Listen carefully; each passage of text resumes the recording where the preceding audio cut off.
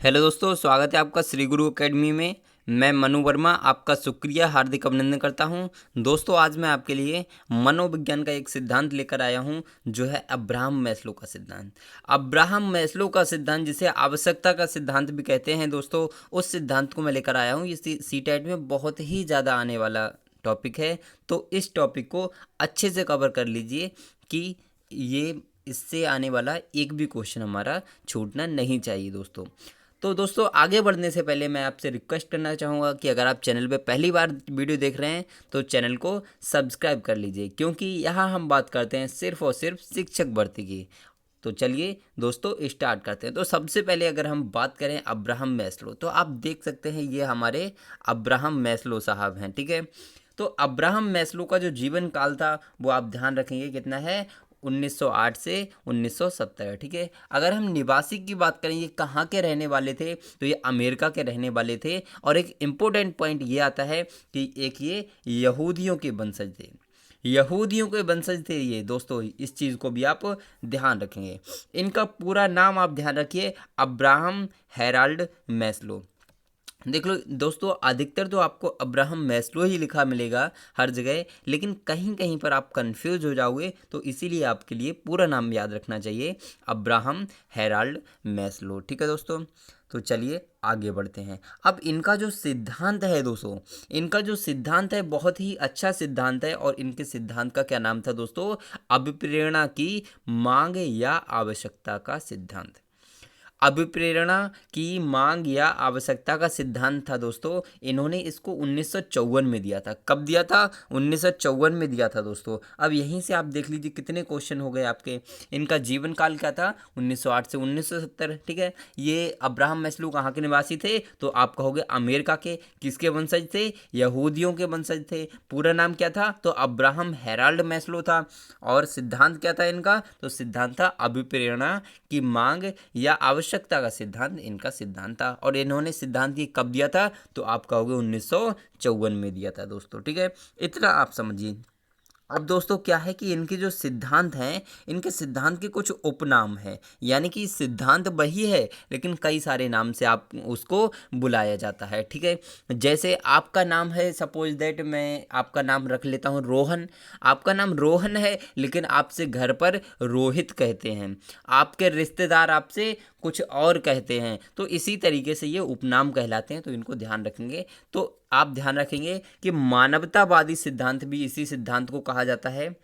पदानुक्रमित आवश्यकता का सिद्धांत भी इसी सिद्धांत को कहा जाता है। नाभिकीय आवश्यकता का सिद्धांत, स्व यथार्थीकरण का सिद्धांत, मानवतावादी आवश्यकता का सिद्धांत भी इसी सिद्धांत को कहा जाता है। यहाँ पर आप एक चीज़ दोस्तों कॉमन देख रहे होंगे अधिकतर, कि जहाँ पर आवश्यकता की बात होगी, जहाँ पर आवश्यकता शब्द दिखाई देगा, वहाँ पर आप अब्राहम मैस्लो को टिक कर देंगे। ये चीज़ आपको ध्यान रखनी है। ये आवश्यकता क्या है, ये आवश्यकता है हमारी ज़रूरत। जब हमें किसी चीज़ की ज़रूरत होती है तभी हम उस कार्य को करते हैं। तो चलिए आगे देखते हैं इनके सिद्धांत को दोस्तों, ठीक है। इनका सिद्धांत बहुत ही अच्छा था और इन्होंने बहुत ही अच्छे तरीके से उसको डिफाइन भी किया था। लेकिन दोस्तों मैं आपको बताना चाहूँगा यहाँ पे कि आप लोग कहते रहते हो कि सर पीडीएफ दो, नोट्स दो। अरे भाई, मैं मना नहीं करता, आप डिस्क्रिप्शन में आपको वीडियो के डिस्क्रिप्शन में लिंक मिल जाएगा, वहाँ से आपको बुक्स, नोट्स, पीडीएफ, आपको जो भी चाहिए वो आप वहाँ से फ्री में डाउनलोड कर सकते हैं, फ्री ऑफ कॉस्ट सब कुछ, ठीक है। लेकिन मैं आपसे एक ही चीज़ कहना चाहूँगा कि दोस्तों कॉपी पेन लेकर ही बैठा कीजिए, जिससे कि आपके माइंड में सारी चीज़ें एकदम से सेट होती चलें। क्योंकि क्या होता है कि जैसे हम किसी भी चीज़ को लिखते हैं ना, पढ़ने के साथ साथ जब उसको हम नोट भी करते जाते हैं, तो वो सारी चीज़ें हमारे माइंड में एकदम से सेट हो जाती हैं। तो इस चीज़ को आप ध्यान रखिए, ठीक है। तो अगर हम इनके सिद्धांत की बात करें, तो इनका जो सिद्धांत था, तो इन्होंने अपने सिद्धांत में ये बताया, क्या बताया, कि मनुष्य जो है वह अपनी मांगों या आवश्यकताओं से क्रिया करने के लिए प्रेरित होता है। यानी कि कहने का तात्पर्य ये था कि इन्होंने बताया अपने सिद्धांत में कि जो मानव है वो क्या करता है, उसकी जब ज़रूरत होती है किसी चीज़ की, तभी वो कार्य करने के लिए प्रेरित होता है। सपोज दैट अगर हमें अगर हमें कार चलाने की ज़रूरत नहीं है तो हम कार क्यों चलाएंगे? चलाएंगे नहीं। अगर हमें कहीं जाने की ज़रूरत है, अगर चलो उस एग्जाम्पल को छोड़िए, एक और एग्जाम्पल देते हैं। अगर हमें भूख लगी है, अगर हमें भूख लगी है तभी तो हम खाना खाने के लिए, मतलब हमारा मन करेगा कि हम खाना खाना चाहिए। समझ रहे हैं ना आप चीज़ के लिए? अगर भूख नहीं लगी है तो बिल्कुल भी मन नहीं होगा कि हम खाना खाएं। तो इस तरीके से इस चीज़ के लिए आप समझिए कि जहाँ पर आवश्यकता की बात होगी, मांग की बात होगी, वहाँ पर अब्राहम मैस्लो साहब का नाम आ जाता है। ठीक है, अब हम दोस्तों बात करते हैं, इन्होंने अपने जो सिद्धांत दिया था, इन्होंने अपने सिद्धांत में 5 प्रकार की मांग बताई थी। अब्राहम मैस्लो साहब ने अपने सिद्धांत में 5 प्रकार की मांग बताई थी। अब उन मांग को आप यहाँ पर देख सकते हैं। एक आप इसको ट्रायंगल शेप में मैंने यहाँ पर बनाया हुआ है, आप उसको देख लीजिए। तो सबसे पहले अगर हम बात करें तो इसमें 2 चीज़ें तो आप ये याद रखोगे कि अब्राहम मैस्लो के अनुसार जो प्रथम मांग थी, जो प्रथम मांग थी वो क्या थी? तो आप कहोगे प्रथम और निम्न कोटि की जो मांग होती है वो आपकी शारीरिक मांग होती है, और जो उच्च कोटि की मांग होती है वो होती है आपकी आत्मसिद्धि की मांग। ये चीज़ आपको ध्यान रखना है। तो सबसे पहले अगर हम बात करें तो पहला आता है शारीरिक मांग, दूसरा सुरक्षा की मांग, तीसरा समाज की मांग, चौथा सम्मान की मांग, और पांचवा आत्मसिद्धि की मांग। तो दोस्तों शारीरिक मांग क्या होती है? जैसे कि अब हमारी क्या है, हम अपने आप में अभी क्या है, स्वतंत्र। तो जब हम स्वतंत्र हैं तो हमें क्या चाहिए भैया? खाना खाने के लिए, यानी कि अपने शरीर को डेवलप करने के लिए सारी चीज़ें, और कपड़े पहनने के लिए ये सारी चीज़ें क्या चाहिए, जिससे हमारा शरीर सही हो सके, सही ढंग से कार्य कर सके। ये हमारी शारीरिक मांग हो गई। ठीक है, अगर हम सुरक्षा की मांग की बात करें दोस्तों, तो जब हमें खाना, रहना, ये सारी चीज़ें जब उपलब्ध हो गई तो उसके बाद हमें क्या चाहिए दोस्तों? हमें सुरक्षा चाहिए, सेफ्टी चाहिए, कि बाहर वाला कोई आकर हमें मार ना दे, कोई शेर हमारे घर में ना आ जाए जो हमें घुस के मार दे। तो इस तरीके से हमें सेफ्टी भी चाहिए। तो पहली मांग क्या थी? शारीरिक मांग। दूसरी क्या थी? सुरक्षा की मांग। और तीसरी क्या थी दोस्तों? समाज की मांग। क्या थी दोस्तों? समाज की मांग। अब समाज की मांग क्या होती है दोस्तों? अब हम समाज में रह रहे हैं, समाज में रहते हैं तो क्या होना चाहिए? एकदम से एक दूसरे से प्रेम होना चाहिए, लगाव होना चाहिए, जिससे कि एक दूसरे में क्या हो, मेल मिलाप हो सके, एक दूसरे से संबंध बन सकें। तो यही क्या है, हमारा समाज की मांग है। और समाज में रहकर ही बहुत ही ज़्यादा सीखने को हमें मिलता है। ठीक है दोस्तों, अब जब हमें शारीरिक मांग भी पूरी हो गई, सुरक्षा की मांग भी हमारी पूरी हो गई, समाज की मांग भी हमारी पूरी हो गई, हमारे लिए प्रेम वगैरह ये भी सब कुछ मिलने लगा, तो उसके बाद में हमें क्या चाहिए? सम्मान की मांग। यानी कि हमें अपना रेस्पेक्ट चाहिए दोस्तों, सम्मान चाहिए, कि जिससे कि हम क्या हो सके, एक उच्च पद पर कार्य कर सकें, लोग हमें सम्मान की दृष्टि से देखें। तो उस तरीके से हमें सम्मान की मांग उसके बाद चाहिए अपने चौथे चरण में। ये चीज़ आप ध्यान रखिए। और जब सारी चीज़ों को हम प्राप्त कर लेंगे तो लास्ट स्टेज आती है हमारा आत्मसिद्धि की मांग।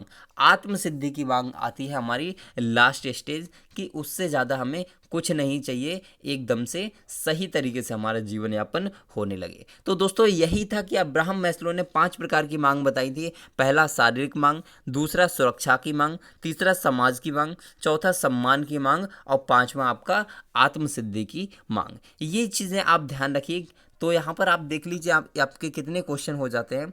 आगे बढ़ने से पहले दोस्तों थोड़ा सा हम यहाँ पर एक बार रिवाइज कर लेते हैं कि इनका जो क्या था, इनके सिद्धांत के उपनाम याद रखिए दोस्तों, कई सारे उपनाम हैं तो इनको आप ध्यान रखेंगे। इनके सिद्धांत में इन्होंने क्या बताया कि मनुष्य यानी कि मानव तभी क्रिया करता है जब उसे किसी भी चीज़ की आवश्यकता होती है। किसने बताया? ये अब्राहम मैस्लो साहब ने बताया था। ठीक है, और कितने प्रकार की मांग बताई थी? तो आप कहोगे इन्होंने अपने सिद्धांत में 5 प्रकार की मांग बताई थी।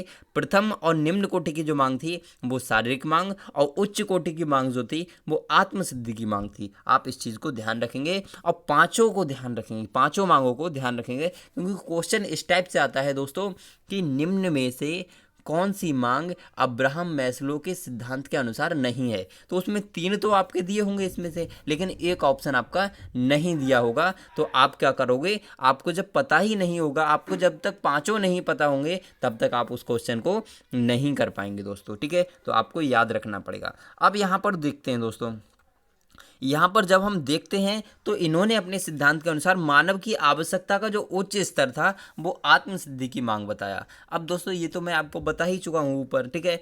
तो अगली हम बात करते हैं कि इस सिद्धांत में यह भी बताया कि सिद्धांत की मांग, इंसान की मांग निम्न स्तर से उच्च स्तर की ओर होती है।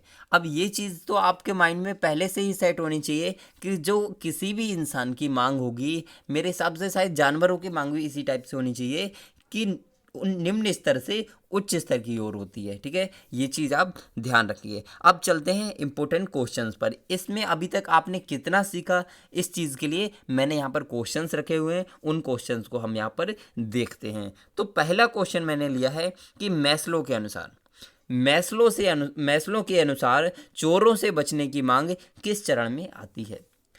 क्या शारीरिक मांग में, समाज की मांग में, सुरक्षा की मांग में, या सम्मान की मांग में? तो दोस्तों आई होप इसका राइट आंसर आप समझ भी रहे होंगे कि मैस्लो के अनुसार चोरों से बचने की जो मांग है वो सुरक्षा की मांग है। क्या है दोस्तों?